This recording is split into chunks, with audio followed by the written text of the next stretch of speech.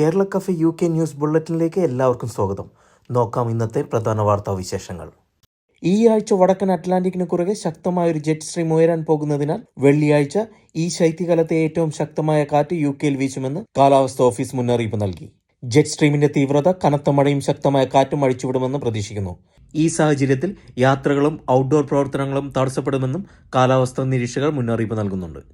Israel Palestine വെടിനിർത്തൽ കരാറിന്റെ ഭാഗമായി 3 ഇസ്രായേലി വനിതാ ബന്ദികളെ ഹമാസ് റെഡ് ക്രോസിന് കൈമാറി. ഗാസയുടെ അതിർത്തിക്കടുത്തുള്ള ഒരു താവളത്തിലെ ഒത്തുചേരൽ സ്ഥലത്തേക്ക് പോകാൻ 3 ബന്ദികളുടെയും അമ്മമാരോട് ഇസ്രായേൽ സൈന്യം നേരത്തെ ആവശ്യപ്പെട്ടിരുന്നു. 24-കാരി റോമി ഘോണൻ, 28-കാരി എമിലി ഡമാരി, 31-കാരി ഡോറോ ടൺബർഗർ എന്നിവരെയാണ് ഹമാസ് വിട്ടയച്ച് റെഡ് ക്രോസിന് കൈമാറിയത്. 28-കാരിയായ എമിലി ഡമാരി ബ്രിട്ടീഷ് പൗരയാണ്. ഓരോ ഇസ്രായേലി ബന്ദികൾക്കും ബദലായി 30 പാലസ്തീൻ തടവുകാരെയാണ് ഇസ്രായേൽ മോചിപ്പിക്കുന്നത്. 15 മാസമായി നിലക്കാതെ മുടങ്ങിയ വെടിയൊഴിച്ചുകളും ബോംബാക്രമണവും അവസാനിച്ചതോടെ ആയിരക്കണക്കിന് പലസ്തീനി അഭയാർത്ഥികൾ സ്വന്തം വീടുകളിലേക്കും പ്രദേശങ്ങളിലേക്കും മടങ്ങാൻ തുടങ്ങി. വീടുകളിലേക്ക് മടങ്ങുന്ന അഭയാർത്ഥികളെ കൊണ്ട് ഗാസയിലെ പ്രധാന റോഡുകൾ തിങ്ങി നിറഞ്ഞു. കാൽനടയായും വാഹനങ്ങളിലും ട്രക്കുകളിലും സാധനങ്ങൾ വഹിച്ചുകൊണ്ടാണ് അഭയാർത്ഥികൾ വീടുകളിലേക്ക് മടങ്ങുന്നത്. ഗാസ സിറ്റിയിൽ നിന്ന് ഉത്തര ഗാസ ഭാഗങ്ങളിലേക്കാണ് കാര്യമായും അഭയാർത്ഥികൾ മടങ്ങുന്നത്. 3 മണിക്കൂറോളം വൈകി ഇന്ന് രാവിലെയാണ് ഗാസയിൽ വെടിനിർത്തൽ പ്രാബല്യത്തിൽ വന്നത്. ഇതിന് അരമണിക്കൂർ മുമ്പ് തന്നെ വെടിയൊച്ചകളും വ്യോമാക്രമണങ്ങളും നിലച്ചതായി ഗാസ നിവാസികളും മെഡിക്കൽ വൃത്തങ്ങളും പറഞ്ഞു. വെടിനിർത്തൽ ആരംഭിക്കേണ്ടിയിരുന്ന GMT സമയം 6:30-നും അത് പ്രാബല്യത്തിൽ വന്ന GMT സമയം 9:15-നും ഇടയിൽ ഇസ്രായേലി ആക്രമണങ്ങളിൽ 13 പാലസ്തീനികൾ കൊല്ലപ്പെട്ടതായി പലസ്തീൻ മെഡിക്കൽ ബോർഡ് വൃത്തങ്ങൾ പറഞ്ഞു. കരാറിന്റെ ഭാഗമായി വിട്ടയക്കപ്പെടുന്ന ആദ്യത്തെ 3 ബന്ദികളുടെ പേരുകളടങ്ങിയ പട്ടിക ഹമാസ് കൈമാറാതിരുന്നതാണ് കാലതാമസത്തിനിടയാക്കിയതെന്ന് ഇസ്രായേൽ പറഞ്ഞു. സാങ്കേതിക കാരണങ്ങളാണ് കാലതാമസത്തിനിടയാക്കിയതെന്ന് ഹമാസ് പറഞ്ഞു.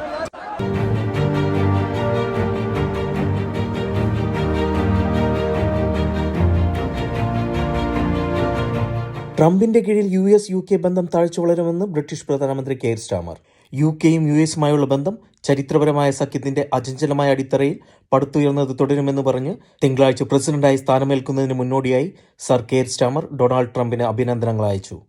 ബ്രെക്സിറ്റിന് ശേഷമുള്ള വ്യാപാര കരാറിനെ ചുറ്റിപ്പറ്റിയുള്ള അവസരങ്ങൾ ഉയർത്തിക്കാട്ടിക്കൊണ്ട് വരാനിരിക്കുന്ന US ഭരണകൂടവുമായി ഒരു നല്ല ബന്ധത്തിന്റെ സാധ്യതകളെക്കുറിച്ച് UK സർക്കാർ ശുഭാപ്തി വിശ്വാസം പുലർത്തുന്നതായി ട്രഷറി മന്ത്രി നേരത്തെ പറഞ്ഞിരുന്നു. എന്നിരുന്നാലും US-ഉമായുള്ള അതേസമയം തന്നെ യൂറോപ്യൻ യൂണിയനുമായുള്ള ബന്ധം ശക്തിപ്പെടുത്താനുള്ള ആഗ്രഹം കാരണം സർ കെയർ സ്റ്റാമർ US-ഉമായി ചർച്ച നടത്താൻ ദുർബലമായ നിലയിലാണെന്ന് പ്രതിപക്ഷ പാർട്ടിയായ റിഫോം UKയുടെ നേതാവ് നൈജൽ ഫരാജ് കുറ്റപ്പെടുത്തി.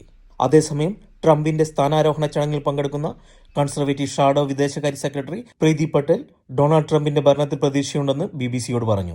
ട്രംപിന്റെ വൈറ്റ് ഹൌസിലേക്കുള്ള തിരിച്ചുവരവ് UKയിലും ലോകമെമ്പാടുമുള്ള ദശലക്ഷക്കണക്കിന് ആളുകളെ വളരെയധികം ആശങ്കപ്പെടുത്തുമെന്ന് ലിബറൽ ഡെമോക്രാറ്റുകളുടെ നേതാവ് എഡ്വേർഡ് ഡേവി പറഞ്ഞു.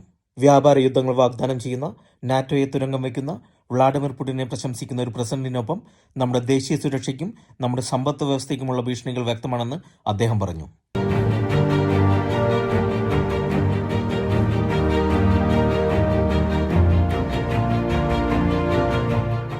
ഗ്രൂമിംഗ് ഗ്യാങ് ബലാത്സംഗ കേസുകളിൽ ഒന്നിൽ 3 ബ്രിട്ടീഷ് പാകിസ്ഥാനികൾക്ക് ജയിൽ ശിക്ഷ ലഭിച്ചു. 47-കാരൻ ഇബ്രാർ ഹുസൈൻ, 62-കാരൻ ഇംതിയാസ് അഹമ്മദ്, 45-കാരൻ ഫയാസ് അഹമ്മദ് എന്നിവർക്ക് യഥാക്രമം 6.5 വർഷം, 9 വർഷം, 7.5 വർഷം എന്നിങ്ങനെയാണ് ബ്രെഡ്ഫോർഡ് ക്രൗൺ കോടതി ശിക്ഷ വിധിച്ചത്. 1990-കളിൽ വെസ്റ്റ് യോർക്ക്ഷയറിലെ കെയ്ലിയിൽ 13 വയസ്സുള്ള പെൺകുട്ടിയെ പീഡിപ്പിച്ച കേസിലാണ് ഇവർക്ക് ശിക്ഷ ലഭിച്ചത്. ശിക്ഷ വിധിച്ചപ്പോൾ ഹുസൈൻ മാത്രമാണ് ഹാജരായത്. വിചാരണയ്ക്കിടെ അഹമ്മദ് സഹോദരന്മാർ രാജ്യം വിട്ട് ഒളിച്ചോടിയിരുന്നു. 13 വയസ്സ് മുതൽ അവർ തന്നെ ഒരു വസ്തുവായി ഉപയോഗിക്കുകയും ദുരുപയോഗം ചെയ്യുകയും അവർ തനിക്കുണ്ടാക്കിയ നാശനഷ്ടങ്ങൾ പരിഹരിക്കാൻ ലോകത്തിലെ ഒന്നിനും തന്നെ കഴിയില്ലെന്നും അവർ കാരണം തനിക്ക് തന്റെ ഐഡന്റിറ്റി നഷ്ടപ്പെട്ടുവെന്നും ഇപ്പോൾ 40-കളിലെത്തിയ അതിജീവിത പറഞ്ഞു.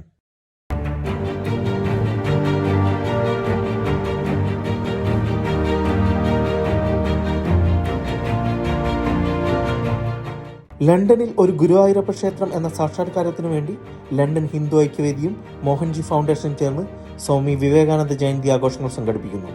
ഈ വരുന്ന ജനുവരി 25-ാം തീയതി ശനിയാഴ്ച വൈകുന്നേരം 6 മണി മുതൽ ക്രോയ്ഡണിലെ തോൺടൺ ഹീത്തിലുള്ള വെസ്റ്റ് തോൺടൺ കമ്മ്യൂണിറ്റി സെന്ററിൽ വെച്ചാണ് ചടങ്ങുകൾ നടത്തപ്പെടുന്നത്. അന്നേ ദിവസം LH കുട്ടികളുടെ ഭജന, കുട്ടികൾ അവതരിപ്പിക്കുന്ന വിവേകാനന്ദ പ്രഭാഷണം, ദീപാരാധന, അന്നദാനം എന്നിവ ഉണ്ടായിരിക്കുന്നതാണ്.